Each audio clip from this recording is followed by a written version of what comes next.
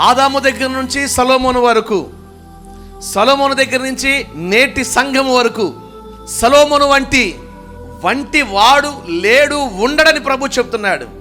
అతనికున్న బలం ఏంటో తెలుసా? జ్ఞాన బలం. ఒకటి ఆత్మబలం, సమర్పణ బట్టి పొందుకుంటే, రెండోది జ్ఞాన బలం. బైబిల్ గ్రంథంలో మహాబలవంతులు వీళ్ళు.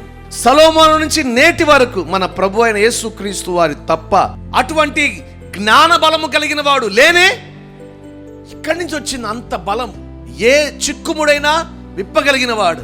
రాజులు అతని జ్ఞానానికి ఆశ్చర్యపోతూ, నలుదిక్కులో ఉన్న శత్రు సైన్యులు కూడా రాజులు వచ్చి అతని దగ్గర జ్ఞానాన్ని పొందుకుని వెళ్ళారు. అంత జ్ఞానం కలిగిన వాడు. మరి ఈరోజు మనకు కావాల్సింది కూడా అదే.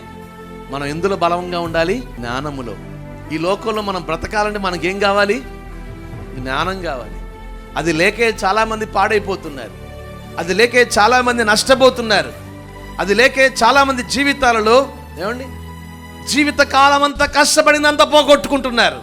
జ్ఞానము లేక, సరైన రీతిలో అడుగులు వేయలేక, వేసే అడుగు జ్ఞానముగా అడుగు వేయక, ఆ జ్ఞాన బలము లేక. ఈరోజు నా ప్రభు అందుకనే చెప్పాలనుకుంటున్నాడు, కుటుంబంలో సమస్యలైనా, వ్యాపార సమస్యలైనా, ఉద్యోగ సమస్యలైనా, రక్త సంబంధాల మధ్య సమస్యలైనా, అది ఏ సమస్యలైనా జ్ఞాన బలము చేత వాటిలో నుంచి మనము దాటగలం.